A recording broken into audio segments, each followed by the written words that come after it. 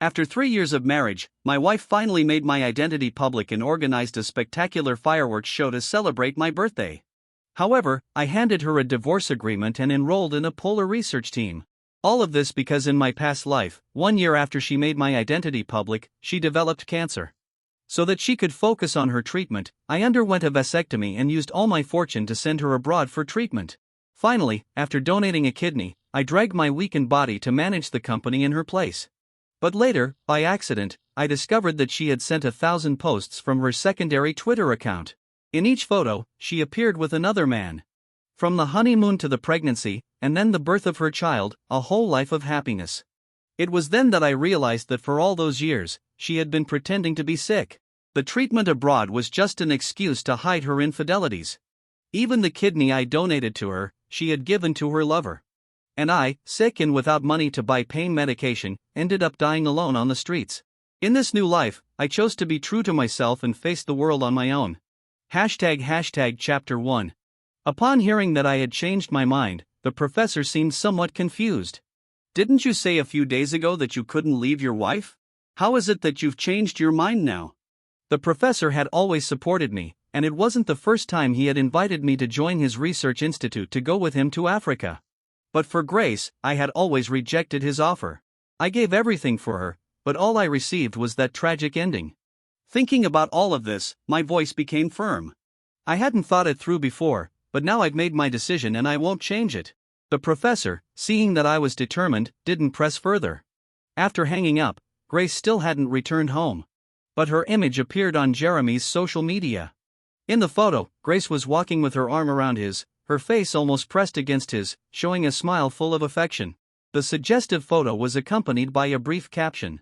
Planned for a long time, what I desired has finally come true. I took a deep breath and silently clicked like. After marrying Grace, my friends envied me for having found such a perfect wife with money and beauty all in one. But what they didn't know was that my marriage had been a huge lie. She never saw me as a husband, nor did she ever love me. In my past life, Grace acted like a loving wife in front of everyone, but behind the scenes, she was having a secret affair with Jeremy. Only 4 years after we married, she began to fake illnesses. She refused to let me touch her and used her illness as an excuse not to have children. Her acting skills were so incredible that I completely fell for her lie. I worked tirelessly to pay for her treatments, giving everything for her. I never imagined that when I grew old, I would discover that she had always been deceiving me. Remembering the pain in my chest before I died in my past life, I almost ran out of breath. Luckily, in this life, my body is still healthy and I don't have any serious diseases from all the social commitments. At that moment, the sound of the phone pulled me from my thoughts. It was Grace. Did you see the tweet? Don't worry, that was just a punishment for losing the game. I replied coldly, I know, if there's nothing else, I'll hang up. It seemed like I wasn't giving her the response she was expecting, as Grace became a bit upset. I already explained, what more do you want? Gabriel, don't be so capricious. Her voice was full of disdain, while I, inside, remained calm without any emotion. In my past life, I probably would have rushed to explain myself for her criticisms. But now, not a single extra word interested me to say. Just then, I could hear several male voices rushing in the background of the call. Grace, with a cold tone, spoke again. As punishment for your attitude, I won't come back tonight, sleep alone. She quickly hung up. I held the phone, and a faint cold smile appeared on my face as a sense of relief flooded my chest. Grace, if you don't love me, then I won't love you either. I thought this as I looked at the birthday candles that were already going out, slowly closing my eyes. In this life, I will leave Grace behind and live for myself. Chapter 2. The next morning, I woke up with the sun already high in the sky. After finishing my morning routine and having a simple breakfast, I was about to start packing my things when I heard the sound of the door opening outside. Grace walked in, helping a clearly hungover Jeremy. She scanned the living room, and a strong look of anger appeared on her delicate, beautiful face. Why is the house still as messy as it was when I left yesterday? Aren't you supposed to clean up before I get back? I didn't reply, just giving her a cold glance. She helped Jeremy to the sofa, turned around, and said coldly, I won't argue with you today. Jeremy drank too much at the reception last night. I'm bringing him back to freshen up. Can you make him some hangover soup? Don't put ginger in it, he doesn't like it. I slowly lifted my gaze and spoke in a low voice, if he wants it, let him make it himself. I'm not your maid. Grace paused, seemingly not processing it at first. Once she came to, her eyes narrowed, her expression turning a bit angry. Gabriel, what do you mean by that? You know he's completely out of it, why would you say something like that? Without lifting my head, I casually replied, my hand is injured, I can't cook. At those words, Grace's eyes finally noticed the bandages on my hand and her face turned awkward. I forgot you got hurt a few days ago saving me. Well, you should rest today then, no more excuses. I didn't say anything further, too lazy to argue with her. I grabbed my clothes and headed to the bathroom. When I finished my shower and came out, I saw that Jeremy had woken up and Grace was sitting on his lap feeding him fruit. When she saw me, a hint of discomfort flashed across her face, while Jeremy gave me a cold, disdainful look. When our eyes met, the hostility in his gaze was unmistakable. I didn't want to engage with either of them. I turned to go back to the bedroom but heard Grace's cold voice. The leftover breakfast on the table is for you.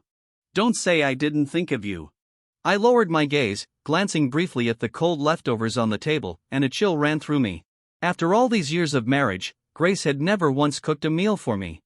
I always thought she couldn't cook, so I voluntarily took care of all the meals and housework. Now it seemed that wasn't the case, she just never cared enough to do anything for me. Even though I put thought into every birthday gift for her, I never got any thanks. But when Jeremy gave her even a $5 rose, she'd be thrilled for days. Love or indifference, this was the difference. No thanks, I've already eaten, I replied flatly. Grace didn't press it, though she looked a little puzzled. Where did the leftover cake in the fridge come from? Was someone's birthday yesterday? I let out a faint laugh, feeling the irony deeply. Grace remembered everything about Jeremy, but forgot my birthday. Although it stung, I kept my tone neutral as I replied, I just bought it to eat. Her lips twitched, as if she wanted to ask something further, but Jeremy interrupted in a feigned surprised tone. Gabriel, if I'm not mistaken, wasn't yesterday your birthday? At those words, Grace's face immediately drained of color. Her pupils constricted slightly, and she stammered, Gabriel, I. Before she could finish, Jeremy stood up with exaggerated sympathy, saying, I'm really sorry. Grace was with me last night and couldn't celebrate your birthday. Please don't blame her. As he spoke, he pressed his hand to his chest, pretending to cough. If you're angry, you can hit me or yell at me, anything. His voice cracked, but the provocation in his eyes was impossible to hide.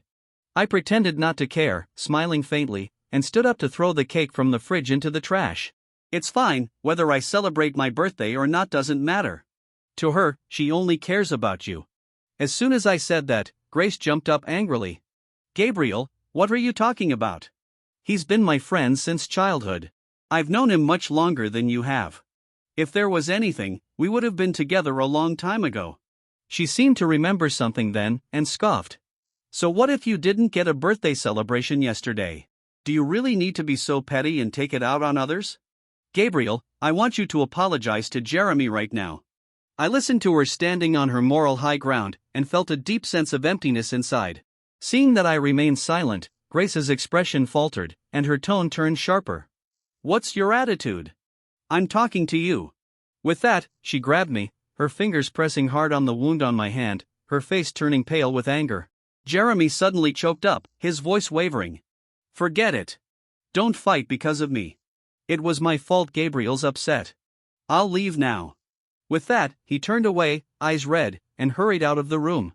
As I watched Jeremy's retreating figure, Grace's face was full of concern. She pushed me aside and hurried after him. Before she left, she threw a final venomous glare in my direction. I was blind to have married you. Chapter 3. Not wanting to get further tangled with her, I called a friend to draft the divorce agreement, then began packing my things. Looking at the somewhat empty suitcase, I felt a mix of emotions. I didn't have many personal items, most of the things were Grace's, along with a few couples items we had. These couples items were all my idea, bought on my own, but Grace had never shown any interest. She would always sneer at them. We're adults, why are we still so childish? Yet, on her private Twitter, there were countless photos of her and Jeremy wearing matching outfits. Looking back now, those photos felt like a mockery of my past ignorance and self-deception. Now, it didn't matter anymore, tomorrow I would be gone, and nothing meant anything to me. I tried to stop reminiscing, but the sound of footsteps outside the door interrupted me. Grace had finally returned. The moment she saw me, she immediately began to question me. Why? In the past, when she was angry and left the house, I would immediately apologize, but this time, I hadn't even sent a single caring message. She wasn't used to it. Wasn't this always how it's been? Hearing my words, Grace's anger only grew. Stop being so sarcastic. I only scolded you a little. Is that really something to hold a grudge over? When will you learn to be more magnanimous? I quietly watched her speak, my face betraying no emotion. Back in our third year of university, Grace and I had joined the same club. We spent so much time together, and gradually got to know each other more. Her intentions were clear, but I knew then that we came from different worlds and nothing would come of it. Yet, she didn't give up and did everything she could to be kind to me. Slowly, I began to develop feelings for her and found myself falling in love. We ended up together, almost naturally. I had never wanted to give up on the years we spent together, which is why I had fallen so deep. But now, seeing everything for what it really was, I coldly spoke. We should get a divorce. As soon as she heard my words, Grace looked at me and suddenly scoffed. Gabriel, when did you become the type to play hard to get? Don't think you can pull any tricks. If you have the time to play games, why don't you apologize to Jeremy? Maybe then I'll forgive you. I stared at her calmly, no emotion in my eyes, and spoke with quiet resolve. Grace, I really want a divorce. Upon hearing that, Grace laughed dismissively. When you wanted to marry me, you tried everything you could, endured ridicule from my parents, and finally married me. Now you want a divorce, are you sure about that? Don't even say you don't believe it, my parents wouldn't believe it either. In my past life, my father-in-law and mother-in-law had looked down on me from the very beginning. When they found out I was an orphan without any significant family fortune, they strongly opposed the marriage. I clearly remembered the first time I asked for their approval to marry Grace. My mother-in-law's face turned sour. I didn't want to approve of your marriage, but Grace insisted on marrying you, so we couldn't stop it. But I have to make something clear first. After marriage, all of Grace's assets are considered premarital property. Even if you divorce in the future, you won't get a single cent. So, if you're thinking of marrying her for the money, you better give up on that idea. With that, she took out a prenuptial agreement. The agreement clearly stated that if I ever needed to use any property in Grace's name, I would have to go through a payment system, allowing her to deny the request at any time. And if we divorced, I would leave with nothing. At the time, I had been in it for love, so I didn't take her words to heart. But later, I realized that the love I was pursuing was nothing but a joke. Looking at her face filled with smugness, I spoke coldly.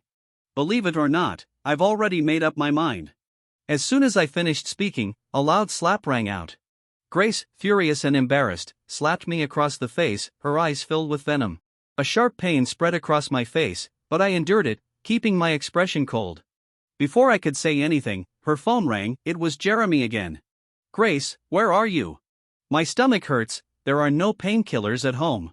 I watched her eyes soften immediately. She walked to the side, gently comforting him, and soon grabbed her bag, preparing to leave. Before heading out, she threw a parting shot. Gabriel, if you don't want me to get angry, don't ever mention divorce again. Otherwise, don't blame me for being ruthless when you regret it. She coldly dropped those words, slammed the door behind her, and left. I stood in the empty living room, staring at the door she had just slammed shut. A wave of mixed emotions washed over me, but mostly, there was a sense of relief. Grace, we have no future. I pushed down the last bit of attachment to this relationship. I placed the divorce agreement I had prepared earlier in the most obvious spot, grabbed my suitcase, and headed to the airport. On the other side, Grace made sure Jeremy was stable before leaving his house. As she walked down the street, she messaged Jeremy, discussing plans for tomorrow's dinner at her parents' house. But until she got in her car to head home, there was still no reply. She opened her phone to ask him again, but when she opened their conversation, she saw that the last message had been sent 3 days ago.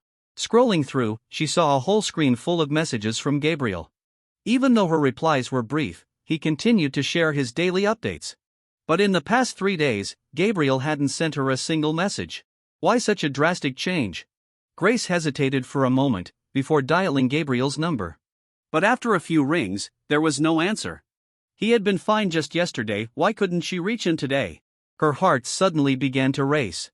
Something didn't feel right. She tried to reassure herself, while urging the driver to go faster. The repetition of dialing and hanging up didn't stop. By the time she got home, it was already dawn. The house was eerily quiet, too quiet. "Gabriel?" Grace called out, her heart tightening and unexplainable anxiety building up. She called his name several more times, but there was no response. It was clear Gabriel wasn't home. What scared Grace even more was that everything belonging to Gabriel was gone. His clothes, his documents, even his toiletries. Everything was gone. Even the photo frame with their pictures was missing. Gabriel seemed like he had never existed. Grace stood trembling in the living room, her shoulders shaking. She had expected Gabriel to shout, to make a scene. She never imagined he would completely disappear from her life without a trace. Her eyes continued to search the room, unwilling to give up. Finally, her gaze landed on a set of documents on the table. It was a copy of Gabriel's identity deregistration document, along with a signed divorce agreement. With trembling hands, Grace picked up the papers, her eyes scanning the words in disbelief. Her heart sank, cold and heavy, into a bottomless pit. In her chaotic thoughts, the image of Gabriel's calm face when he said he wanted a divorce surfaced in her mind. He had known all along. When everything clicked into place, Grace, like a child, collapsed to the floor. Tears fell one by one, hitting the ground. In the following days, Grace began to frantically search for any trace of Gabriel like a headless fly, but there was no sign of him. She even contacted all of Gabriel's friends, only to find that he had blocked and deleted everyone. Gabriel seemed to have vanished completely from her world without a trace. In that moment, Grace finally realized she had lost someone in her life. Someone she thought would always wait for her. Someone who would forgive her no matter what mistake she made. ## Chapter 4. The news of Gabriel's disappearance quickly reached Jeremy's ears. This time, he didn't hold back at all and went straight to find Grace without any hesitation. When he knocked on the door and saw Grace looking haggard and disheveled, a hint of disdain flashed in his eyes. But he still put on a compassionate expression and said, "Look at you, you've made yourself so worn out, it breaks my heart. I'm worried about Gabriel's sudden disappearance too, but you still need to take care of yourself. I brought you some food. You should eat a little. You've lost so much weight." Jeremy. Grace wanted to ask him why Gabriel might have left.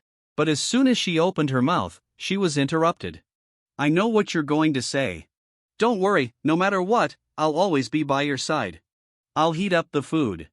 We'll talk later." With that, he turned and walked into the kitchen. Grace stood there, watching Jeremy's back, her heart filled with mixed emotions. At that moment, Jeremy's phone on the table suddenly rang with a message alert. Compelled by curiosity, she clicked on it. To her surprise, the conversation displayed was with Gabriel. Wasn't Jeremy and Gabriel always at odds? How could they possibly still be in contact privately? Intrigued, she clicked into the conversation. What she saw next were a series of provocative photos and comments sent by Jeremy. Grace's heart instantly froze. The taunting messages felt like icy needles piercing her bones. Now, she finally understood why Gabriel had insisted on divorcing her. Just then, Jeremy came back with the food. When he saw Grace holding his phone, his face immediately changed. The tenderness in his eyes was instantly replaced with anger. He rushed forward, snatched the phone back, and said, his voice laced with uncontrollable fury, "What are you doing? Who told you to look through my phone?" Grace stood frozen, her heart heavy with disbelief. She couldn't believe that this man in front of her would do such a thing. "Jeremy, haven't I been good enough to you? I gave you a job, money, I even bought you a house and a car. Why would you do something like this?" Grace's eyes were filled with disappointment and confusion, and her voice trembled as she questioned him. "Grace, you're mistaken, it's not what you think." Jeremy tried to explain, but his voice lacked the confidence he once had. He took a deep breath, trying to calm himself. I did all this for you, for our future. For us?" Grace's voice dripped with sarcasm and bitterness. "Your future involves getting rid of Gabriel and taking his place? Didn't I tell you not to have such thoughts? My husband is only Gabriel. It's you who drove him away." Grace's gaze grew sharp, colder than ice. Hearing this, Jeremy stopped pretending. His face contorted with malice as he said, "What does it have to do with me? Grace, stop pretending to be so loving. On Gabriel's birthday, you left him alone at home and went out to be with another man, not me. When he was sick and hospitalized, it wasn't me who abandoned him. When he was humiliated by your parents, it was you who stood by and watched coldly." Grace was stunned. She opened her mouth to defend herself, but in the end, she couldn't say a word. Elsewhere, in Africa, During the time when Grace was looking for me, I had fully immersed myself in my research work. In my past life, when I received the Research Institute's job offer, Grace had tried to convince me to give up the opportunity. "You just got married, and now you're leaving, what am I supposed to do alone? If you keep leaving like this, it'll be hard to see you even once. Why don't you stay, and we can be together, taking care of our home?" At that time, I thought Grace really couldn't bear to part with me, so I gave up on reporting to the Institute. But later, I found out the truth. Grace had tied me down with her body and the company, never allowing me to join the research team, all for Jeremy. Fortunately, this time, I finally had the chance to pursue my dreams. I stayed in Africa for 6 years. After 6 years, when the project made progress, we were finally able to board the return flight. But unexpectedly, Grace had somehow gotten hold of my flight information and directly ambushed me at the airport. She looked at me in disbelief, as if confirming that I was still alive, her eyes filled with tears. I stared at her coldly, my heart unmoved. Years had passed. Grace was no longer the youthful beauty she once was. Fine lines had appeared around her eyes. Her face was pale, and she had become gaunt. These words described her perfectly. After confirming it was really me, Grace didn't hesitate to rush into my arms, sobbing. "Gabriel, you're back, you're finally back." I pushed her away from my embrace, stepping back a few steps. Grace seemed to be hit hard. She grabbed my arm, her voice choking with emotion. "Gabriel, it's me, don't you remember? It's Grace. Do you know how hard I've searched for you all these years?" I spoke coldly, my voice firm. "We're divorced, please have some dignity." Grace trembled, her lips quivering. "Gabriel, you're still angry with me, aren't you?" "I know I was wrong. I apologize. Please don't leave me again." Hearing her late apology, I couldn't help but laugh. It sounded like the best joke I'd ever heard. "Don't worry, I've never blamed you. I left you simply because I didn't love you anymore. So please don't disturb me again." She shook her red eyes. "But I didn't sign the papers, the divorce doesn't count." Grace's eyes were filled with emotion, her pale lips trembling slightly. "Gabriel, I was wrong, I really don't want the divorce." She clung too tightly, and it took all my strength to break free. I pushed her back, and she stumbled 2 steps and fell to the ground. "I suggest you sign the divorce papers as soon as possible. If you continue to harass me, we'll have to meet in court." She stared at me with red eyes, tears falling as her voice became hoarse. "Gabriel, is there really no chance for us to make up? We were together for 7 years, from dating to marriage, we've been through so much. Are you really giving up so easily?" Her question was both unnecessary and laughable. Because my love for her wasn't something that faded in an instant, it was worn away little by little with every betrayal. "Yes, I've given up. Rather than saying I gave up, I'd say I no longer love you. From the moment I filed for divorce, I no longer loved you." Her face turned pale as I spoke. After a long silence, she looked at me almost pleadingly. "But I really love you. I can't lose you. That's your problem, not mine. What you need to do now is agree to the divorce." Not expecting me to be so resolute, Grace turned as pale as a ghost, her eyes filled with despair and helplessness. She seemed to want to say something, but in the end, she only let her hands drop helplessly, standing there silently shedding tears. Then, with the assistance of other personnel, I resolutely turned and left. Chapter 5. I thought I had made myself clear enough to make her give up completely. However, the next day, instead of receiving the divorce papers, I was greeted with a breakfast she had made herself. "What does this mean?" I frowned, not understanding what she was trying to do. She lowered her head, her voice weak. "Gabriel, you've always taken care of me. From now on, I'll take good care of you. When you see how good I am to you, maybe we can return to the way we were." I interrupted her directly. "No, I already have a girlfriend. If you keep doing this, my girlfriend will get upset. You should let go of this idea. You've fallen for someone else?" Grace's lips trembled, and her eyes widened in shock. Just as I was about to speak, a figure approached and greeted me.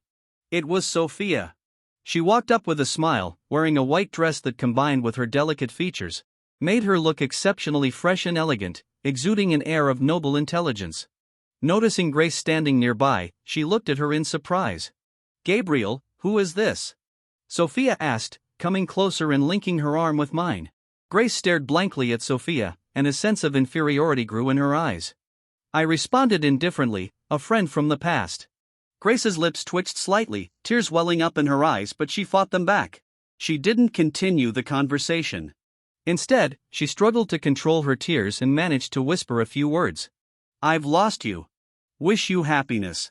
Even though she tried hard to hold back, her tears still fell. It took a while for her to calm down, wiping away the tears at the corner of her eyes. She forced a faint smile, as if trying to hide her sadness. I didn't know what she was feeling at that moment, but it surely didn't compare to the pain I felt in my past life. With that thought, I didn't look at her again and immediately pulled Sophia away. I thought this matter would finally come to an end, but that night, I received a call from Grace's mother.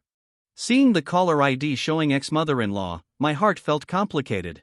Whether in this life or the past, she had always been the one who opposed Grace and me being together the most. If it weren't for how deeply we loved each other at the time, she would never have let Grace marry me. Remembering the ridicule I had suffered from her before, I felt an unexplained sense of disgust and immediately hung up the phone. However, Grace's mother's calls kept coming, one after another. Unable to ignore her, I finally answered the call. As soon as I picked up, I heard Grace's mother's anxious voice. "Gabriel, Grace is in trouble.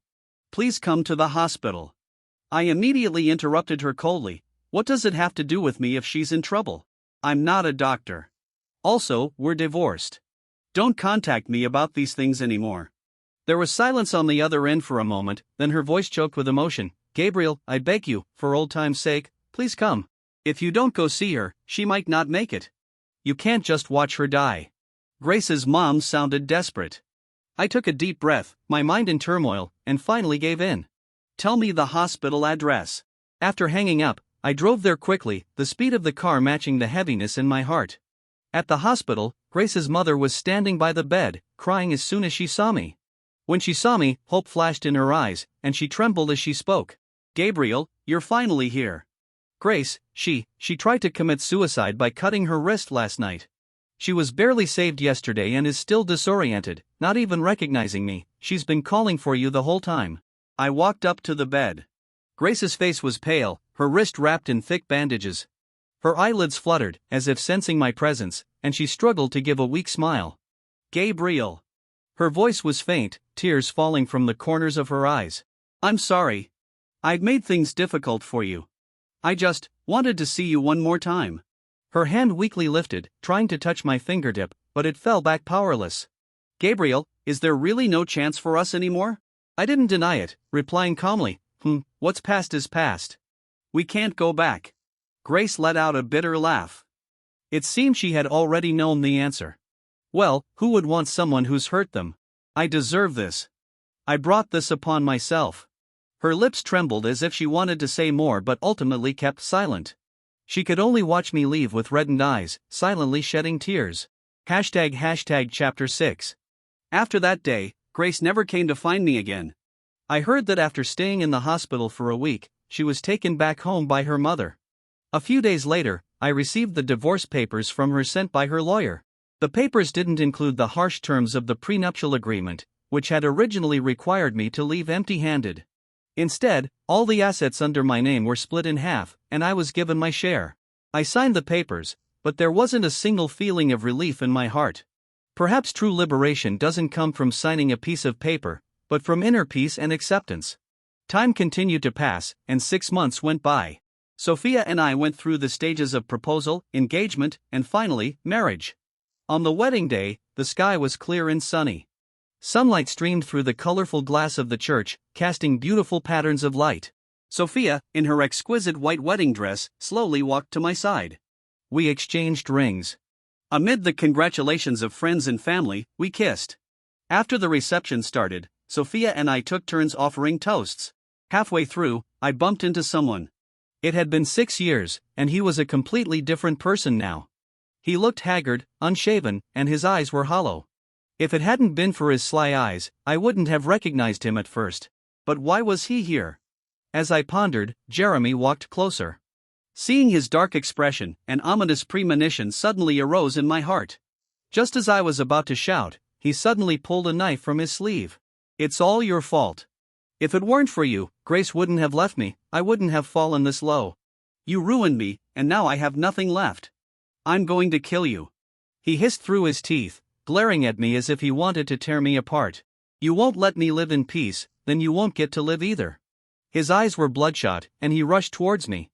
I instinctively sidestepped, and the knife slashed through the air with a sharp screech.